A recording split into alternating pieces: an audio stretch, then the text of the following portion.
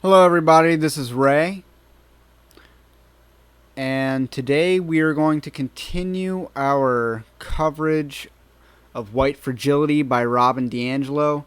This book is the Bible for the social justice gospel. So for apologetics reasons, we are going to be going through this book, and make no mistake, we're going to have some fun while we do this. This won't be as choresome as it sounds.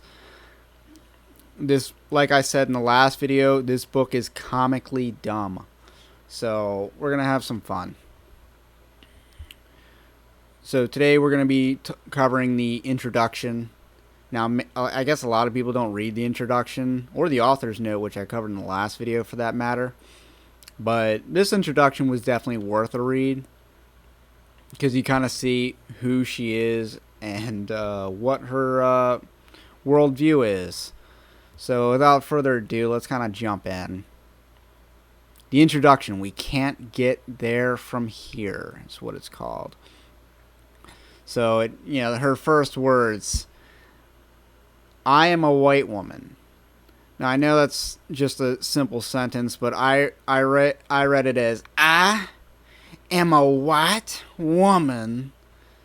I guess that's my impression of it. If you've ever seen the movie White Chicks, that line is what this line sounds like to me.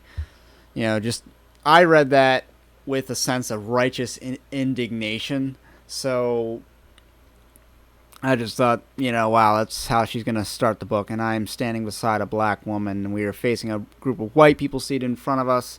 So what she's basically describing is her job.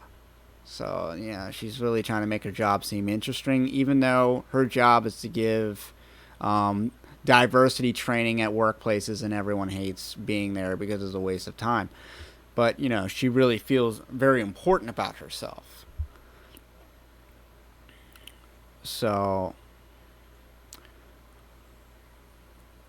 the interesting thing about this introduction is this is the start of a new vocabulary lesson. So, we're going to have a pop quiz on this. The bad news is she doesn't exactly define her terms. So let's look at her first term down here. The first term that she kind of just makes up, like, average people don't speak like this, is racial stamina. What is racial stamina? Given how seldom we experience racial discomfort, that's a term I highlight later. In a society we dominate, we haven't had to build up our racial stamina. What in hell is racial stamina? I don't know. She doesn't exactly explain that. I believe she does eventually give enough context clues for us, non-woke people to know what racial stamina is, but that's not until the end of the book. So I'm not going to spoil that. Instead, we're just going to go through a bunch of terms that she just throws in her face. And we're supposed to know what these are. Racial stamina is the first one. Our racial world, we consider it a challenge to our racial worldviews. So this is kind of like everyone's worldview is determined by their race. It's not really how I see it as a believer in Christ. My worldview is Christ-centered. The smallest amount of racial stress is tolerable. So racial stress, that is another new word for us. And then we got racial comfort. I hope you're starting to see a pattern here that she just throws the word racial in front of a normal word, and we're supposed to and that's supposed to, I guess, be some sort of sociological term that us non-woke people are unfamiliar with. And then racial hierarchy, well, I mean, that's not completely new. She's not super original. I mean, there used to, in India, there's a caste system that actually is based off skin color. I don't know if you knew that. So, and that is as racist as it sounds, as far as the caste system goes. I guess this is actually an important line that a lot of people seem to have highlighted. Though white fragility is triggered by discomfort and anxiety, it is born of superiority and entitlement. White fragility is not weakness per se, and in fact, It is a powerful means of white racial control and protection of white advantage. So, as you can see, she really just sees everything as race. Everything's about race to her, at least in this book. And you'll see that because she believes in critical theory, where you just take every social dynamic based off groups possible. So every single demographic is viewed through power dynamics. So with critical race theory, everything's about white people versus people of color, as she calls them. And, you know, it's just Marxism, really. So, I just like this quote here. I couldn't understand their resentment or disinterest in learning more about such complex social dynamics as racism. Like, she feels so important about herself, and she doesn't seem to realize that no one wants to do diversity training in a workplace. Now, I'm generalizing on that, but you'll see that she doesn't know what the word generalize means. She is not really big into generalizing. She's actually big into universalizing. We'll get to that later. So she doesn't get why people don't want to hear her evangelize to them. Basically, that's what it is. This is a alternative religion that she's a part of. And she's basically describing her career here. You know, she took several years to really just hone her craft. She's apparently achieved some sort of mastery at telling white people that they're racist, basically, I guess. Okay, so here's an important quote here. I had some fun. So many participants claimed white people were now the oppressed group, and they deeply resented anything perceived to be a form of affirmative action. These responses were so predictable, so consistent and reliable, I was able to stop taking the resistance personally, get past my own conflict avoidance, and reflect on what was behind them. So this is basically, you know, Karen intensifies. You know, she knows that her evangelizing is not going to be well received, and now she's kind of accepted that, and she's trying to work against that. I guess in the beginning, diversity trainer Robin DiAngelo thought that everyone would just love what she had to say, but really she was kind of in a cult, and no one really wants to hear what she has to say. Oh, here a new word, racial responses, because everything's about race. She just throws the word racial in front of a word.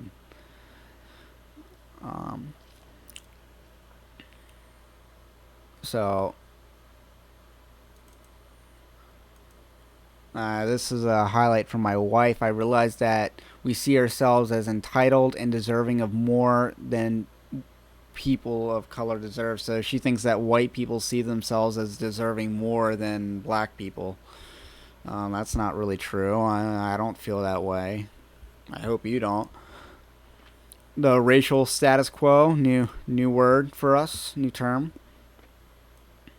Personal reflections on my own racism, a more critical view, as in critical theory, I think, and other aspects of culture. So she's just kind of, this is where people in media, you know, I'll point out names like Vice, you know, or Vox, they'll just write, you know, this is racist, and it'll just be like, you know, white eggs are racist. You know, that's, I guess, what she's talking about, application here. I think, our racial insulation, new word for us, new term. So, and we're still in the introduction here, but she's really laying it on as far as, you know, she feels very important about herself. She knows all these things.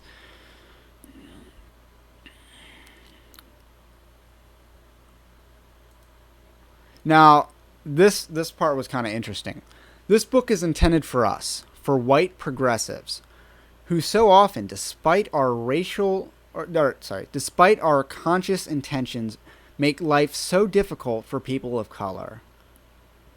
I believe that white progressives cause the most daily damage to people of color. So, I was actually going to high five her on this. White progressives, or as I'd say, white leftists, are the most racist in our society. That's true. That, no doubt. The way the Democrat Party views black communities and black voters, there's definitely a sense of ownership there. No doubt, she's definitely right. But then she kind of redefines what white progressive is, and it's white people who think they're not racist, is kind of her definition. I define white progressive as white people who think they're not racist. So she's not using it, white progressive, in the way that Thomas Sowell in what was it, Black Rednecks and White Liberals. She doesn't use that. She's not using Thomas Sowell's linguistic usage there. White progressives can be the most difficult for people of color to the degree that we think we have arrived. We will put our energy into making sure that others see us as having arrived. None of our energy will go into what we need to be doing for the rest of our lives, engaging in ongoing self-awareness, continuing education, relationship building, and actual anti-racist practice. White progressives do indeed uphold and perpetuate racism, but our defensiveness and certitude makes it virtually impossible to explain to us how we do. Now, there's some religious element to this. This is works-based. You need to do this in order to be a anti-racist. In order to not be racist or contributing to racism, you need to do all these things. It's very works-based. Let's see. Race will influence whether we will survive our birth, where we are most likely to live, which schools we will attend, who our friends and partners will be, what careers we will have, and how much money we will earn, how healthy we will be, and even how long we can expect to live. Now, there's a lot of inaccuracies in this, like surviving birth is dependent on race, is an argument she just makes here. Does she back it up? Doesn't look like there's a footnote. No, there is a footnote. But these are very general statements. And you'll see that she has a habit of conflating disparities with racism. This book does not attempt to provide solutions to racism, nor does it attempt to prove that racism exists. I start from that premise. My goal is to make visible how one aspect of white sensibility continues to hold racism in place, white fragility. I will explain the phenomenon of white fragility and how we develop it and how it protects racial inequality and what we might do about it. So, the thing about racism is, everyone agrees that racism is a thing and is a problem. Right? Most people agree on that. What she's trying to do is redefine the problem. But most people already agreed that racism is a problem. So instead of trying to advance the conversation towards a solutions-based conversation, she's really trying to advance just focus on one aspect of what she sees as a problem. So already our hopes for how useful this book is are kind of diminished because she's trying to she's only trying to deal with white fragility, which is the title of her book, but she doesn't really offer solutions on racism as a whole. She doesn't necessarily suggest that her solutions to white fragility are a part of solutions to racism. So that's the introduction. This will take us to chapter 1. And chapter 1, we get into more of the nitty gritty on a lot of the ideas that she's employing. But for now, she's just she's just explaining the scope of her book. The scope of her book is not racism, it's just white people and white fragility. So she's not going to be talking about solutions. She's going to be talking about why white people perpetuate racism. It's not, again, this is not a very biblical premise. She sees everything through the lens of race, and I know I just kind of use the word lens, but which is also problematic because that is based off postmodernism. So we'll get into that in the next episode of this series. But for now, my name's Ray. I hope you enjoyed this little rundown on White Fragility by Robin DiAngelo. This was the introduction. We can't get there from here. And like and subscribe so that, when the next video comes out, you can see it on your feed. Thank you for watching. My name's Ray. Have a blessed day.